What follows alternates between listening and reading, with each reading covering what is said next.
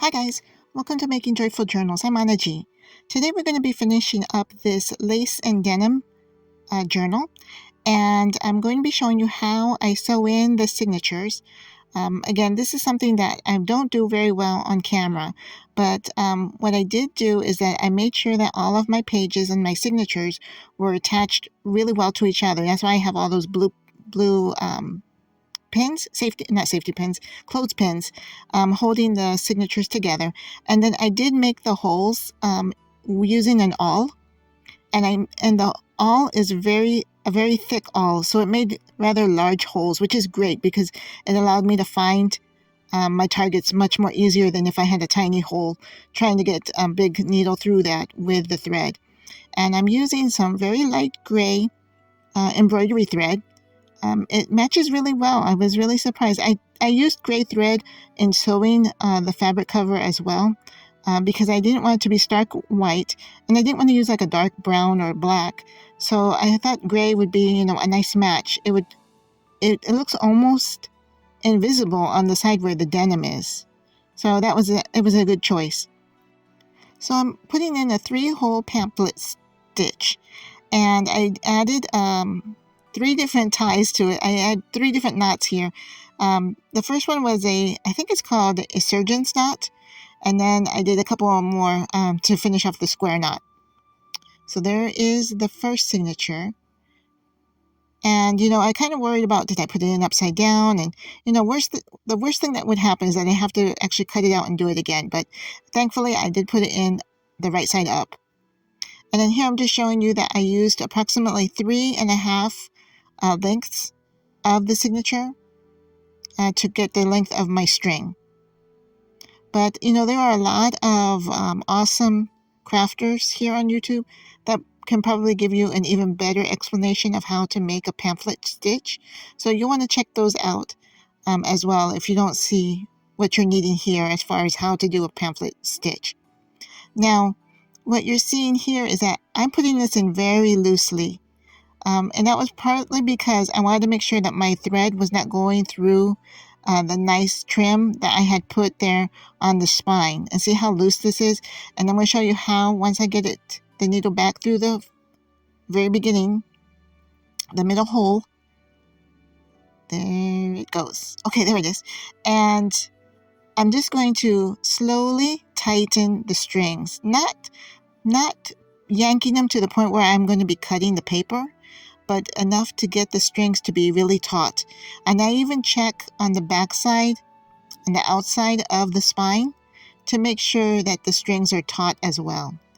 And see here, I'm pulling, but I'm not yanking them. See, and I'm even checking to make sure that the strings are taut, kind of like playing a string on a guitar right there. You see, they're nice and taut. And then I'm going to do my surgical knot, which is 2 times through, pull, and then we're going to do, and then here I was struggling with it. Is it right over left, left over right? But yeah, if I do it 3 times, then I'm good. And see how it has a long string at the end, which you can add beads to, or you can cut it. It's up to you. All right, so here we are. I've got my signatures in, and I'm going to be adding a few of the things that I have created. One was an index card, and I just sewed some lace on it because I feel like I need to add some more ephemera that has lace incorporated in it. And I'll probably make some more ephemera that has denim incorporated in it as well. But here's my back pocket. I'm looking for my writing board. There it is. And then my other fabric tag. So let's do a flip through of this. So this is what I would consider an undecorated or undressed journal because it's mostly just the pages. And so I added some trim. On that tracing paper, I added a piece of ribbon. I got that at the Dollar Tree, that ribbon. And here's my pattern paper. It's like 3 or 4 pieces all sewn together. And then some coffee dyed paper.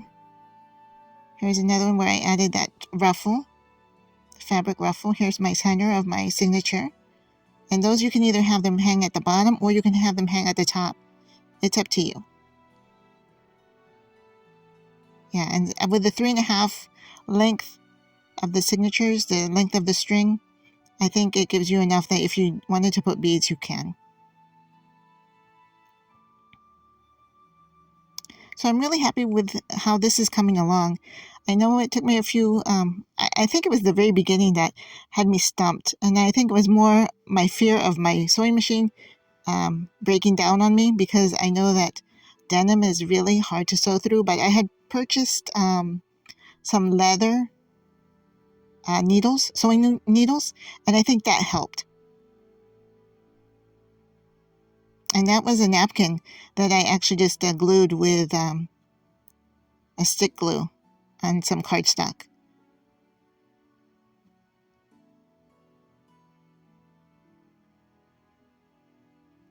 So as I'm finishing through this, I'm going to show you, there's some more ruffle that I sewed on there.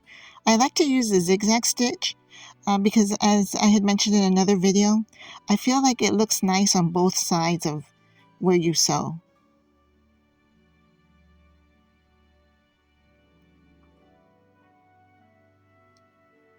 And there's my 12 by 12 paper. I like the way that one came out too. That ribbon was from Hobby Lobby, I think. Here's what I wanted to show you. This is a paper doily, but paper doilies are so fragile. So I backed it onto some of that real thin denim. And then you can see Santa is hiding back there. I wanted to actually just cover up that picture of Santa, and that's why I put that doily there. Now, if you guys are interested, I'm actually going to keep this in my my list of my random list, I guess is what you would want to say.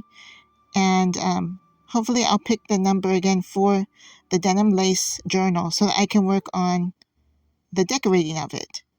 And I already have some things that I want to put in there. I've got a lot of like blue, I've got a lot of ephemera that I've already created from last year that I've been just waiting to put it in finished journals. And so I'm going to pull some of that stuff out. Things that are kind of blue or have, you know, a lacy look to them or denim look to them. But let me go ahead and tell you, what is today? I think when I'm filming, it's the 23rd. And so I'm 23 days into my no-spend holiday. So here I am getting ready to pull another number and see what we get for our next project. All right, and here's my manual randomizer, and let's see what number I get. Okay, I got number 7. So let's look at my list and see what number 7 is.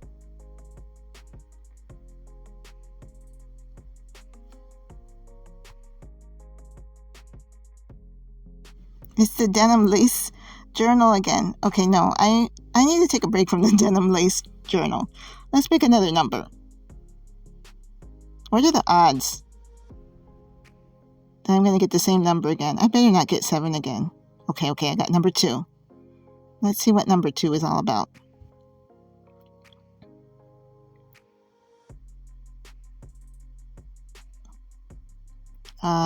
It's the waterfall journal. This is an unfinished object, a UFO. And here it is. Now, I know that just like in the blink of an eye, it's here, but in all reality, I had to go find this thing. I didn't know where it was at. I had actually taken them apart. The papers and the cover were in 2 different places. So I had been like searching for like half an hour to find this stuff. And I don't know if you guys are like that, but you put your stuff in a place so you won't lose it, but then you don't remember where that place was. Yeah, that's what happened here. So here's a cover. I think I used, gosh, I made this last year.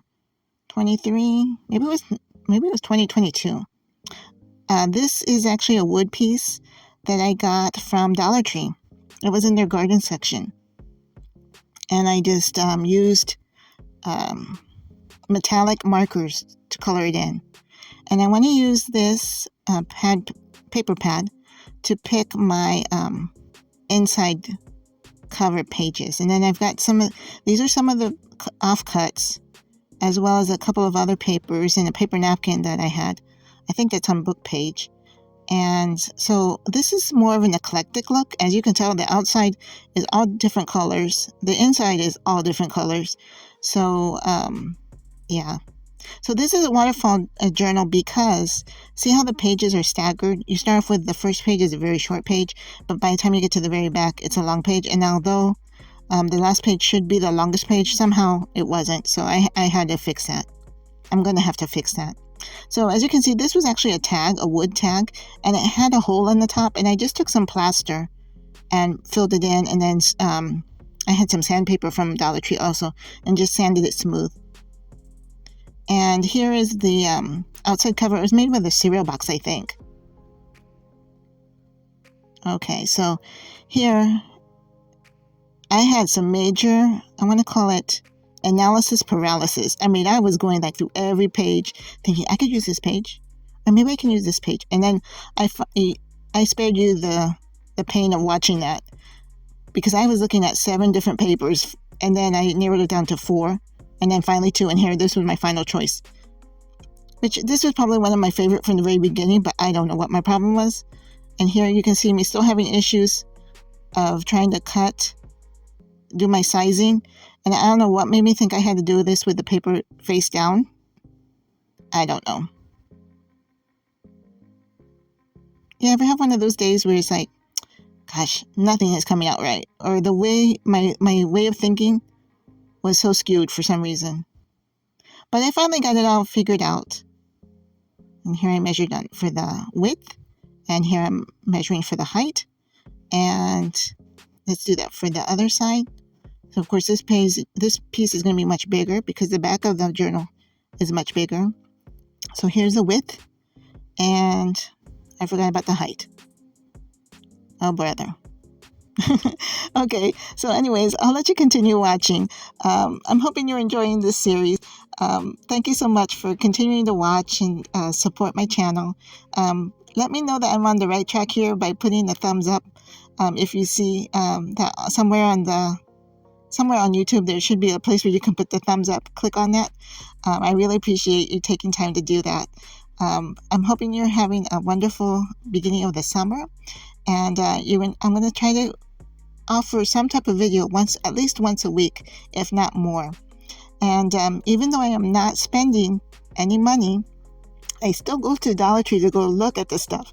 So you might see some shorts or some videos showing some of the things that I saw. Even though I can't myself buy them, I can still appreciate and look at them, right? And I'll let you guys see what I find as I'm going through the store.